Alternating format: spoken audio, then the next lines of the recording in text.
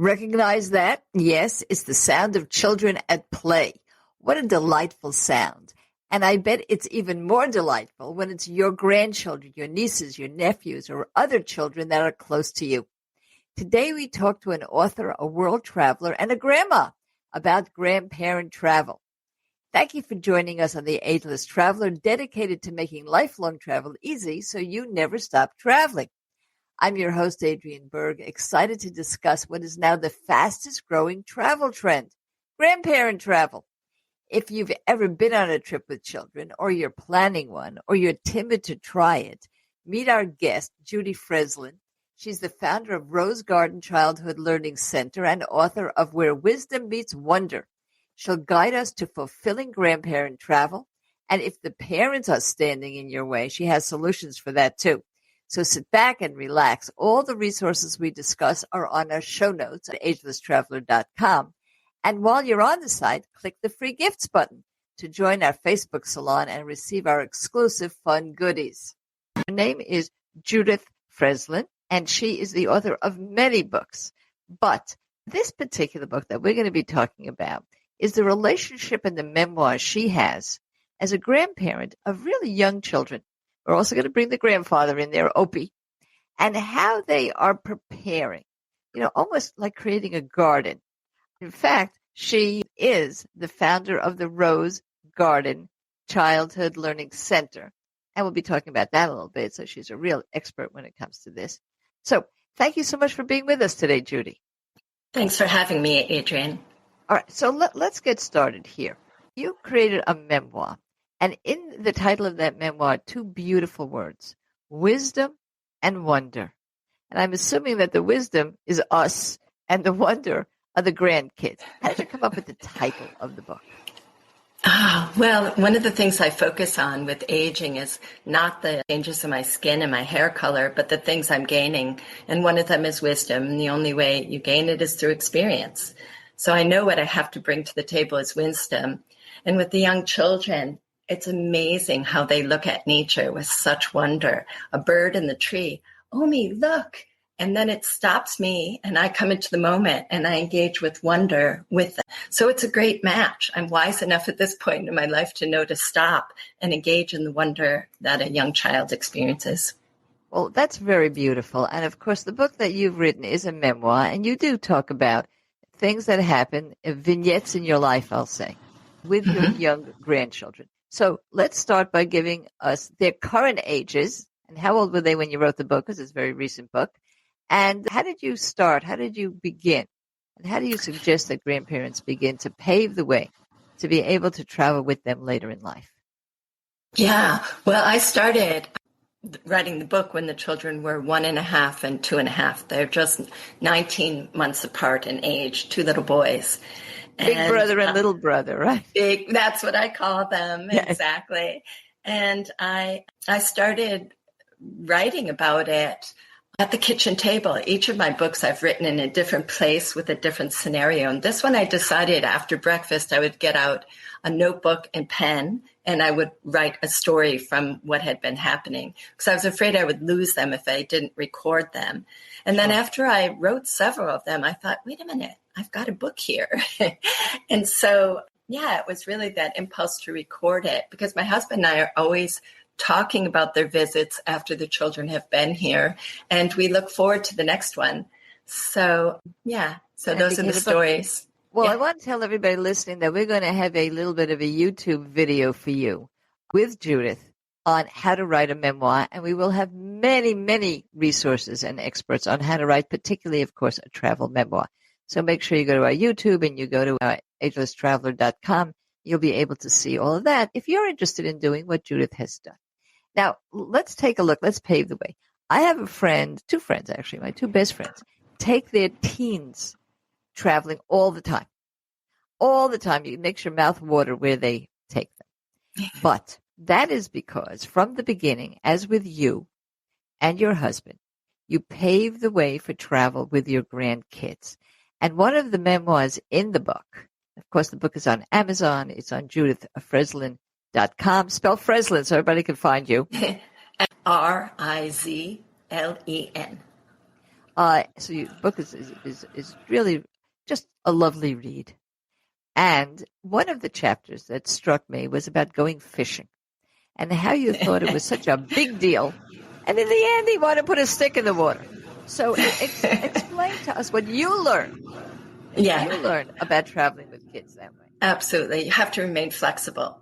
If the child is interested in fishing, don't have a clear idea of how that looks. Allow them to explore it and find their own way to it. It was still winter here in Buffalo, and, young child doesn't know the difference between this moment and, 5 months from now. There's a long wait before you can go fishing if you start talking about it in winter. So he wanted to do it right away. So going by the lake, the park near our house, and picking up a stick and sticking it in the water satisfied his need to experience fishing. And then, in the meantime, Adrian, we've taken him out fishing at our little lake house, and he's caught 2 big fish. He's 4 now. He caught a bass, a 5-pound bass. It's amazing. We wanted to tell him. Probably catch a 5-pound bass. Well, guess what? That's an Opie job, taking him out fishing. That's something Opie does. Yeah. Well, family and intergenerational travel is so important. And it's trending. There is multicultural travel information out there.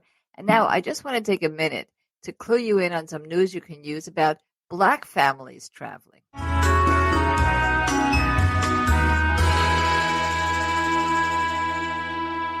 We love family travel, and we all want to go back to our roots or see something significant in our history. Now, Martinique Lewis, host of the National Geographic's Black Travel Across America series, offers an app inspired by Green's Negro Motorist Green Book. The app gives travelers one digital resource that collectively lists all things Black pertaining to travel. So if you want to take a family vacation, if you want to show your grandkids things about their past, you really need to have this app. And you will find a reference to it in our show notes to this show. Never stop traveling.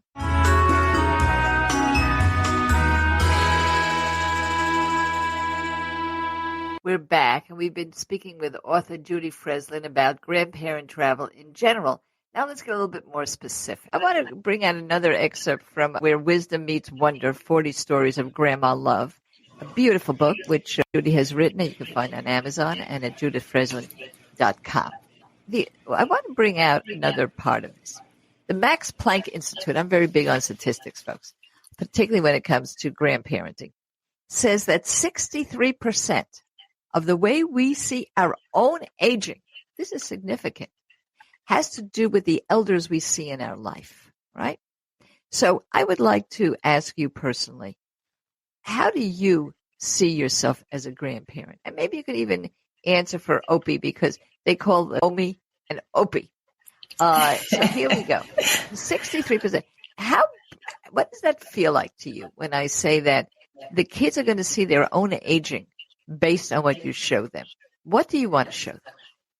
Well, I want to show them my authentic self. Children are the truth tellers. They know if you're putting on a show, if you're pretending. So we are authentic with them. But on the other hand, they're learning through imitation. They don't learn about what we say. They learn by imitating what we do and how we are. So we want to bring out our playful nature. They're very playful. We meet them there. We want to pay attention to those small things, the insect on the ground and the things they're interested in. And we also want to be in the present moment. That's where children live, and they bring us into the present moment. So since they are imitating us, we want to be worthy of that imitation. So we are ourselves, but we are, let's call it our best selves, a good version of ourselves. And I had remarkable grandparents myself. So I had this picture of aging. They had such presence and a way of being that I wanted, that I looked forward to acquiring. I never saw aging as a negative because of Grandma and Grandpa, really. Now, you, childhood education specialist with Rose Garden, you've seen a lot of parents. Mm-hmm. I will tell you that my listeners are thinking right now, they're not going to let me do it. They're not going to let me take the children, particularly the little ones, by themselves. And then certainly they have a little struggle when they become 10 or 11 or 12 to take them somewhere. Yeah. With all the parents you know, how do you deal with the parents? Well, the way I deal with the parents of our grandchildren is I realized I was not the number one authority in their lives, that we are second tier. So I went to them and said, how can we support you? I asked them, and I said, what do we need to make you comfortable with us taking the children overnight? And of course, our daughter packed amazing bags every time we go with them overnight with all the equipment. That's what's important. I know you need an elephant and a truck when you go with them, right?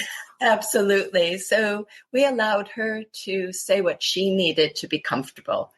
And then as soon as I spent the first 18 months with each child doing some day-to-day daycare, childcare. And so we developed this bond. So you got credibility. You established credibility. I did. And with the children, the parents see the bond. And when the children wake up and say, is it an Opie day? And they really want to spend time with us. Parents love anybody who loves their children well. And yes, parents this generation in particular, they have a lot of things to think about, right? Their children one grandson was born during a pandemic, and we've had bad air quality. There have been things to contend with that can make you nervous. So just to listen to the parents, listen to what they have to say, and allow them to be just where they are. I've lived many more years and have a lot more years of experience, and I can't expect them to have the benefits of that where they are. I was once the young parent like they are. The hectic, frantic. That's right.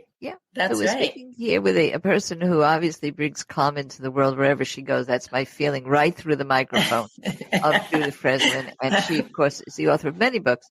But her new book really celebrates this unique bond between grandparents and grandkids, where wisdom meets wonder, at judithfrizlen.com and, of course, Amazon.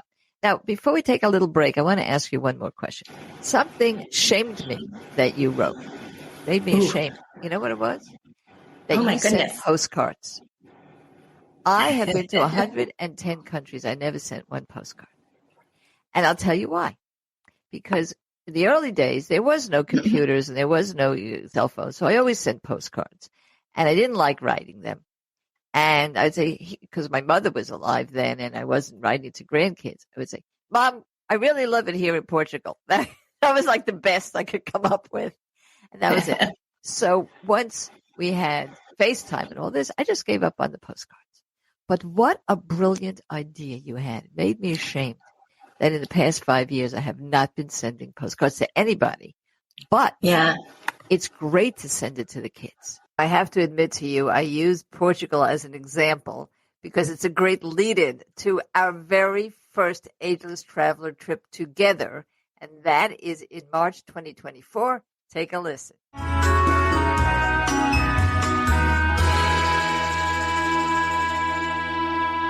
Come with us to Portugal, May 2024. You know, my mouth is watering as I read the Colette brochure for May 11th to 24th trip to Portugal and the Azores.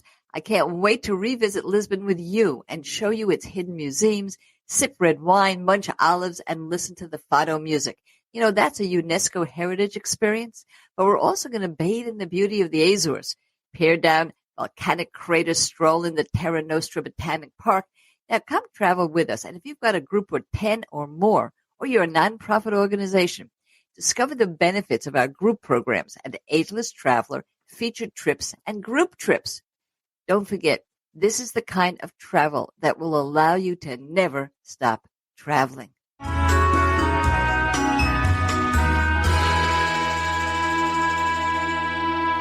Now we're back with Judy, and let's talk to her again about her great travel memories and experiences. Absolutely. Absolutely. Most recently, when we were in Germany, my husband's from southern Germany, and we were in the south of France and then visiting family. Our daughter sent a picture of the boys. They're 3 and 4 years old, looking at a map and pointing to Germany, where Omi and Opie are. So they were just trying to find where is this place that they are. So that was the sweetest thing to receive. So they know we're travelers. They know we go places and they know we come back. And we always think about them when we're there. And the whole idea about the postcards is wish you were here. And that's really a true sentiment. I wish you were here with us. I wish we could share this with you. So, Yeah, I want to say something here that's kind of profound. The idea that you always come back is very, very important. yeah, Sometimes parents only talk about their own parents, us, as frail, sick, or we're perfectly healthy and they'll tell you not to travel. yeah, I've had yeah, my kids have done that to me. What? You're yeah. going around the world, you're going to Vietnam, you have you have to have low sodium, you'll never be able to eat. I mean, all the pile on and pile why? Because it makes them feel better if you're home in a closet somewhere. They don't have to worry about you. It's true. They become protective of us, don't Yes, they? of Yeah, course. Don't let that yeah. happen to you. No, When we come no. back, we're going to talk about probably the essence of the book and the essence of our lives as grandparents, which is how grandchildren keep us relevant, and also some hints and tips on safety when it comes to young children and traveling with them or going to the beach with them and so on. So don't you guys go anywhere.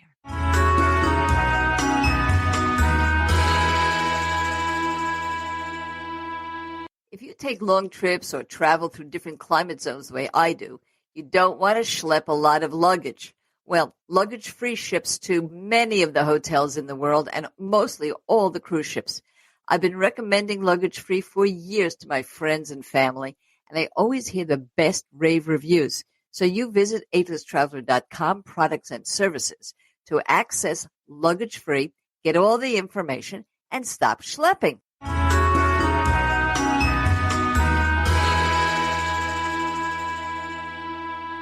Okay, we are back, and this is Adrienne Berg, and this is The Ageless Traveler, and we are here with author, but also early childhood expert, Judith Frizlen, because she is the founder of Rose Garden Early Childhood Center. So she's seen it all personally, and what she decided to do was to create a personal book, not a professional book for you, on the wonders and the wisdoms of being with grandkids. You'll find that on Amazon. Let me give you the full title here.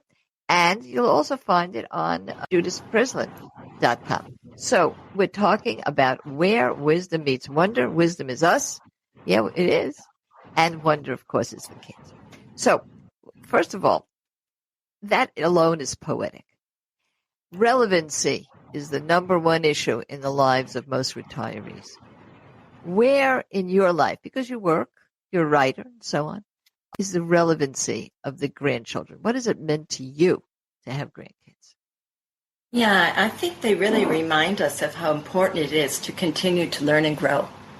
Think of what they learn in the first few years of life. It's incredible. And they're so persistent and, going from sitting to standing, fall down, get up, and fall down again. So it's really important to keep the attitude of a beginner and just to continue to learn and grow and not become brittle and not open, to keep an open mind and heart. I think that's what keeps you relevant. And I don't expect myself to have the same sensibilities they do. They're growing up in a different age. They're coming in with a relationship to technology that I will probably never develop in my lifetime. So, it's important to realize we're all learning things. And I just think that staying fresh and always learning is what really keeps you relevant. And, connecting with the young children, watch how they do it. It's amazing. It is amazing. And, the issue of technology, that is one thing I think grandparents bring to the table. This is what I'm going to say is a little bit unusual. I do have to deal with technology day in and day out. And our producers, my husband producer, is really a whiz at 76. He could be a 30-year-old, hacker or whatever, but not me. And I like reading books. I like showing books. I like feeling books. I like my Amazon and Kindle. By the way, Judith's book is on Amazon, just a hint there. But I really like the tactile feeling and the face-to-face. And I think that's one thing grandparents can bring. What's unusual is we're all told that we must know our technology. We're not up to speed. The fact is that can be a positive. If we do things face-to-face, if we actually use a telephone, heaven forbid, instead of FaceTime once in a while, if we show that we have friends that actually meet, not just meet up, it's impactful for kids because the Surgeon General has made loneliness the number one health issue in the United States. And he doesn't mean older people. He means younger people, because technology doesn't really teach you interaction. So that's something we can bring to the table. We're going to take just a brief pause before we get to the end of our show to tell you once again what we're up to here at the Ageless Traveler.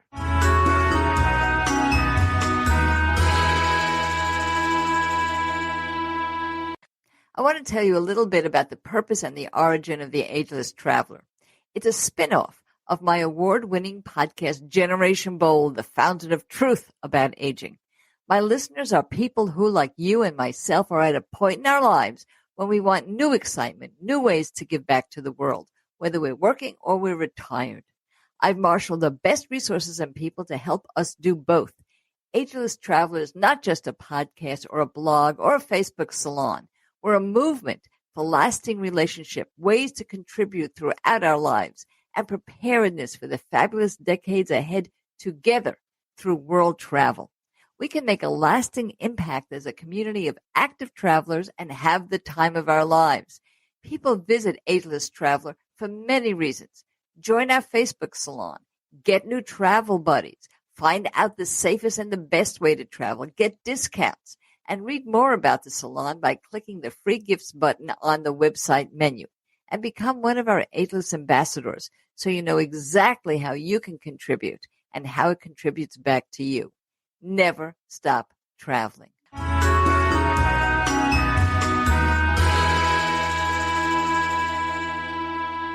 And now we're back for a beautiful wrap-up of our show. But I want to go back to the idea that of the relevancy and the openness. You said something so beautiful in the book, and that is that children are like tourists, like particularly first-time tourists. They're filled with wonder. What an analogy. How did you come up? What made you think of that? Is it something you saw in the eyes of your grandkids that triggered that thought that children are like tourists in the world? Yeah, well, it's both. It's my experience as a tourist. I realize when I'm trying to speak a foreign language or I don't know the geography of an area or the cultures, I can be a little bit timid. And then I think about it of how the children are. They're always experiencing that, aren't they? And I always try to help parents understand why children need our guidance. So one of the analogies I used is that they are like tourists. They need our guidance, and they know how to do many things. They know how to develop their gross motor movement. That's innate. Play is innate. They're good at all those things, but they don't necessarily know how to sit at the table and share a meal with a group. There's a learning curve with that. We have to teach them those things. We have to guide them. This is how we do it. This is how we get in and out of a boat. This is how we stop at the stop sign when you're on your bicycle on the sidewalk before you cross the street. So we need to guide them. And so just so I could relate to what it's like to being a child, being guided, I thought about my experience as a traveler. And I love to go to foreign countries where I know somebody who can bring me around, who knows the lay of the land. I feel so much more secure. Or to have a tour guide, like in China, we had a tour guide because we wouldn't have been able to find our way around. So parents often feel hesitant about guiding their child, that's maybe crossing a line. But I think of it as helping a child. Yes. Just like you want help when you're a tourist, the child wants help. How do you do these things here? I just got here a couple of years ago. I don't know yet. You're advancing them. You're constantly advancing them. And it's wonderful to be able to do it when you're older as well. Mm-hmm. Right. So now I want to go to something. Everybody talks about grandmothers. And by the way, although this is an evergreen show, I have to tell everyone that it is being recorded only a few days after Grandparent Day. There is a Grandparent Day in this country, and it comes the Sunday after Labor Day every single year. So it's appropriate that we're doing this now. But when they think grandparent, they think of grandmother. Let's bring Opie into the picture here. Yes, grandfather. Now, you probably, like with my husband, you probably couldn't do without him. But you mentioned the fishing. You said, that's for Opie. You said right away, that's for Opie. So what's for Opie? What is his part in this adventure that you guys are having?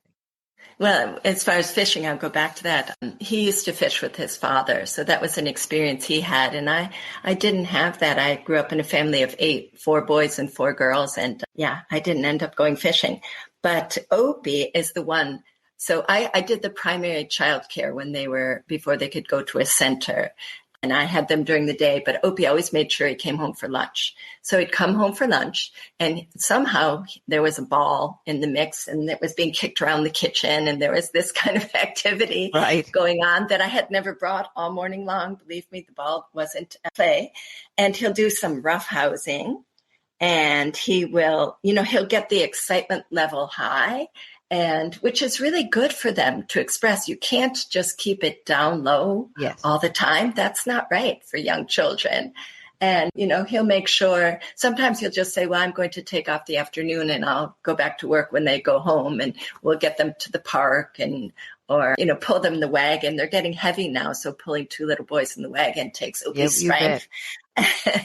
And go to the playground. So he does all that kind of exciting stuff. And then if he leaves and goes back to work, I say, okay, let's do the dishes and pull the shades and prepare for nap time. So I carry that end. It's, yin and yang. It works. It works really well. But Opie really wants a bond with the children. And he realizes children can only bond with one person at a time. So if they've bonded with me after they leave their parents, and he walks in the room, they won't have a bond with him. But if I step back and let him lead the activity, they will bond with him. And I allow that. Not only that, I want to bring this out for my solo listeners. I have experienced, those who know my other show, Generation Bold, know me. So you know that I lost my father when I was very young. And what my mother did was she brought in another person. In this case, it was an aunt. So I had 2 mommies before it was cool. But if you are a solo grandparent and you realize that you have a friend of the same sex, different sex, doesn't matter, you could bring that person in, because the little child is not really relating you. It feels like it as a couple, like one person. Just as Judith said, they can bond separately, and each of you has a different skill, particularly when it comes to travel, which is, of course, my focus. And my husband, for example, we call him the human GPS. I can't find my way out of the ladies' room, but he can find you anywhere in the world. So the first thing he did when we went to the zoo was he stopped at the map. They have the big maps. I never stop at a map because I can't read a map. Well, these kids know, particularly the 5-year-old, where things go, how a map is. And that is really an understanding on a flat surface of a 3-dimensional world. And it's really interesting to watch how easily that was learned. But they would never attribute that skill to me. They know who they're bonding with and what that person is doing. So it's really, really wonderful, and it's beautiful. For our time is coming to an end, but we have one really important question I want to ask you. And that is, I want you to imagine that your 2, big brother and little brother, now 17 years old, and you're healthy and around. Where would you want to take them? Well, I think it would depend on their interests, right? If they're learning a language or they have a particular skill they're developing, like if they're interested in theater, maybe we'd go to London, or soccer, we might go to a game in Germany, or bicycling in the south of France. And also, they might want to see the places that we've talked about, the stories we've told them. So we want to see what they're interested in. And we also want to see if some of the stories we've shared have piqued an interest in them traveling to those places. So it would be really fun to bring them and show them the places they've heard about. So yes, and you made a good point, Adrienne, that of course you wanted to be in keeping with your own health and capabilities at the time. So we want to make these trips, earlier rather than later. We're not going to put it off until they're in their late 20s. Right. So, but we'll definitely take them to Germany before long to meet their family there. Beautiful. So I'll tell you that I use 17 or 15 because that's the time when they're so capable of really being on their own, and so it's less worry. But I can't wait to be able to take who's 5 now. Maybe by the time she's 7. and I'm trying to pave the way. It was very interesting and very funny to me. She went to a birthday party last week, and there was a lamp, Aladdin's lamp. And the mother said, "Oh, that's from Morocco." And as if, the child had never heard of Morocco, such a fantastic. And she said, "Oh, I like that lamp. When my grandma goes to Morocco next time, she'll pick one up for me." So, That's great. It was so nothing to her because I was there in March. So I picked up a dress for her. She should have picked one up for me. I love that. That's the stuff I like. Yeah. They vicariously experience these things through us, and they start to develop an imagination about these places. So it's really fun to then fulfill it with the actual experience. It's so beautiful. So to wrap up, we are speaking with Judith Frizlen. She is an expert in early childhood education. She is an author of many books. We'll be speaking about those books on the air, on our YouTube and our video channel, Where Wisdom Meets Wonder, 40 beautiful stories. I added beautiful to your title. It's Where Wisdom Meets Wonder, 40 stories of grandma love. And there's grandpa all over the place in there too, by the way. And it's really heartwarming. It's inspiration. You can hear just from Judith's voice how much love she brings into the world and to her family. So thank you so much for being with us today. Thank you, Adrienne. It was my pleasure. Well, we've come to the end of our discussion. Thank you for listening. See the show notes on agelesstraveler.com for resources we mentioned in the show, and click the free gift button to join our Facebook salon and receive the goodies that will make lifelong travel easy. And don't forget to go to our YouTube channel and subscribe. You will hear many of our guests, including Judy. Salon members can also ask Judy and our other experts questions to make your travels perfect. And if you love theater, you'll love our next episode when we talk with a playwright who writes for your grandchildren and hear words of wisdom from an 80-year-old grandma who travels the world with her grandchildren. This is Adrienne Berg for The Ageless Traveler, here to make sure you never stop traveling.